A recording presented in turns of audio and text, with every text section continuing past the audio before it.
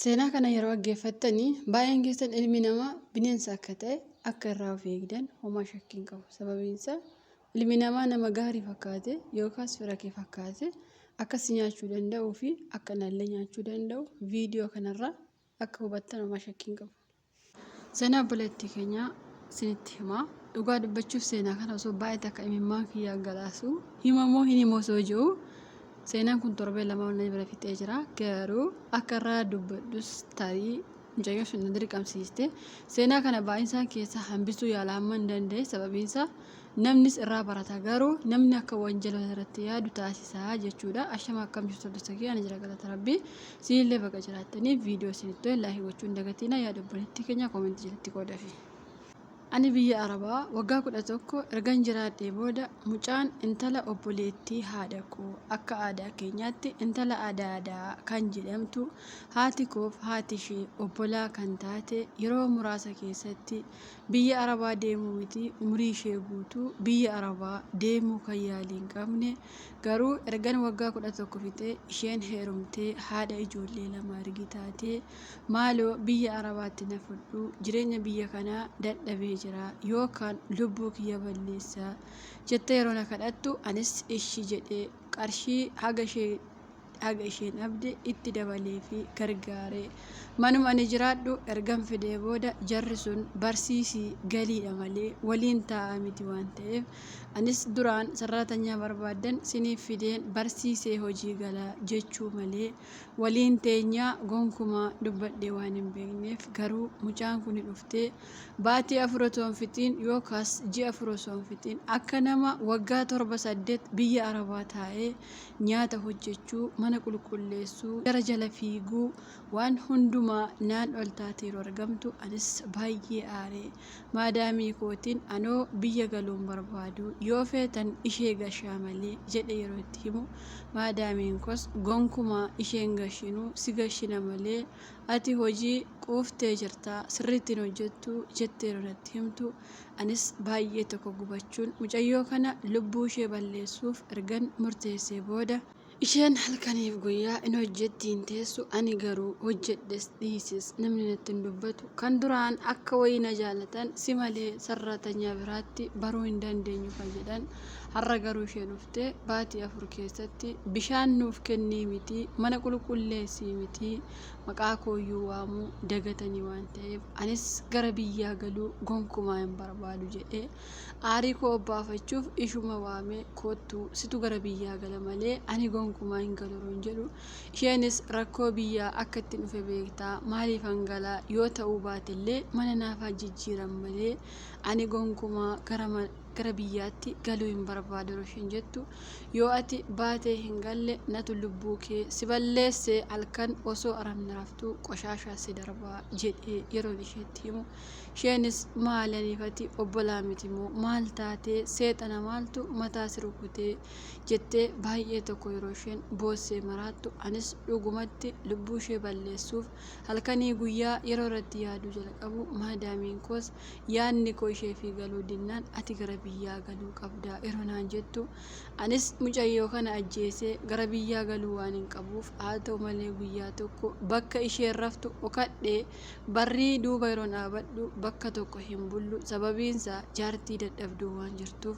isheen kuta jaartiitti aanu bulti, ani garuu kuta hundumaa bakkan barbaade bula. Manni mana kooti mitiire akkuma mana kootti jiraadha. Isheetu akka sararatanyaati malee ani gonkumaa akka sararatanyaa ta'ee sin beeku. Haa ta'u malee albee qabadhee mana sana yookaas barrii sana duuba yeroo dhaabadhu isheenis ol seentee akka amantaa isheetti kadhattee yaa rabbii nagaan na bushi jettee yeroo isheen gadi ciiftu anuma albee qabatee afaan ishee qabu, albeenis harki koos anumatti deebi'ee morma koo yeroo na waraanu anis rifadhee dukkana keessa waan ta'eef waan miila koo qabee na kuffisee albeen immoo gara morma kootti deebi'ee gonkumaa waan hin beekneef isheenis iyyitee utaaltee maraattee maaltu as seene jettee yeroo gadi baatu, maadaamiin koos yeroo oluftu dhiigni kuta ishee keessatti lafarra lola'ee waan jiruuf isaanis ishee dabaddabuu caccabsanii akka isheen duututti yeroo reebuu eegalan isheenis gonkumaan kana hin beeku, keessaas hin qabu, kanuma isheen narratti kufte argee jette yeroo himattu anis isheetu na waraane jedhe yeroon himadhu biyya kana ashaaraa nama kaasa ka jedhu jira bitiire gonkumaa ishee yeroon kufe harkaan nan tuqne utaaltee baate waan ta'eef ashaaraan sunis akkuman ofitti deebi'ee ofii koo of waraane yeroo agarsiisu isaanis ofuma ishee lubbuu ishee balleessuuf ofitti qajeeshite waraante malee gonkumaa namni ishee waraanne kan jedhu ashaaraa yeroo bahu isaanis dhiifama nuuf godhi jechuun mucayyoo sana dhiifama gaafatanii qarshii Itoophiyaa yeroo ergamu naannoo 200,000 kan ta'u hundi isaanii wal gahanii sitti dabarreerra cubbuu hojjenneerra jechuun maaloo nuuf dhiisi jedhanii qarshii kana laatanii isheenis ukkuba onnee waan godhatteef rukuttaa garmalee guyyaa isaan rukutan irraa kaastee baay'ee waan dhukkubsatteef qarshiis duraanis waan qabduuf ittis dabalanii naannoo tilmaamaan 200,000 oliiyyuu hin ta'a gara biyya isheetti tikeettii kutanii shaanxaa wayyaa osoo nambisiin yeroo ishee ergan ani garuu mana hakiimii keessatti maadaamiin koos yaa baalagee hinaaftuu jechuun achumatti na dhiisan yeroo galan mormi koo kallattii gurra koorraati waan ta'eef galanni kan rabbiitii osoo xiqqoo gara liqimsituu qoonqoo koo ta'e himan du'a mitiire mucayyoon gara biyyaa galte amma mana ajaa'ibaa qarshii ishee kanaan ijaarte yoon siniin jedhe tarii soba jechuu waan dandeessaniif mana ajaa'ib kan jedhe naannooma magaalaatti kan iyyaatu ijaarrattee mana mataa beekti waan ta'eef mana mataas banattee jireenya ajaa'ibaa jiraachaa jirti ani garuu guyyaa mana hakiimii sanatti akkuma gataatti ergan gatamee booda biyyuma kana keessa deemee rakkachaa waan hin jiruuf waan hin godhus waan hin jedhus waan hin dhabeef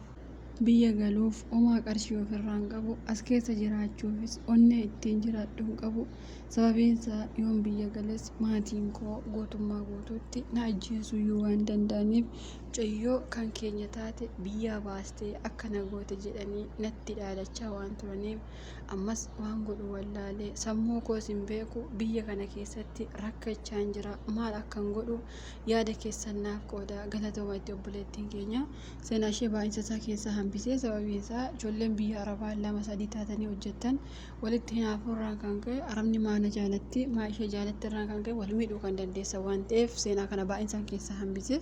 obboleettii keenya rabbisiif haayisachuu barbaada baay'een keenya gaafa biyya keenya keessa jiraannu intala eessuma koo intala abbeeraa koo intala eenyu koo na fudhate jennee baay'ee gammanna garuu biyya kana keessattis ta'e biyya keessatti ilmi namaa kamuu bineensa walitti ta'ee jira an dhugaa dubbachuuf hiriyyaa obbolaa maal maasarraa bilisa ta'anii jiraatanii baay'ee gaariidha jedhee yaada kuni amma hinaafirraan kan ka'e ishee ajjeesuutti ofii ishee of ajjeestee oolte garuu lubbuun ishee oolee jira haa ta'uyyuu malee lubbuun ishee ergi oolee maqaan ishee agarraatti illee hin oolle soo biyya galtee illee ka ishee obboleettii ishee akkana goote jechuun waanuma hin oolle baay'een keenya arabni maa ishee jaalattee maa ishee jibbitee anaan akkas ta'e ka jedhamu hundiyyuu carraa jiraata fakkeenyaaf ati waggaa 11 biyya arabaa teesse osoo dhiistee galtee ta'e baay'ee gaarii ture sababiinsaa isheen osoo hojjetattee ati re'uufta waan ta'eef homaa rakkoo hin qabu yoo feete biyya biraa deemuu hin dandeessa ture ati garuu hinaaffaa marraan kan ka'e lubbuu ishee baastee oolte garuu rabbiin akka ati yaadde osoo hin taane akka ofiisa yaadetti baga ishee oolche jechuu barbaada kanaaf ijoolleen akkasii walitti naafta yoo jiraattan kanarraa barumsa fudhattanii yoo har'a nama miidhu yaaddan miidhaan sun akkuma sirriitti deebi'u homaa shakkii hin godhatina osoo sangaa hin iyyiin qacceen iyya ka jedhan sana soo arabni isin hin jibbiin ofii wal jibbitanii kan nyaattan kan ana guddaan kan arabaa waan ta'eef lafaa kaatanii waliin jibbinaan aamsa kooti yaada keessan koomentii jalatti qooduuf hin dagatinaa isiniin jedha.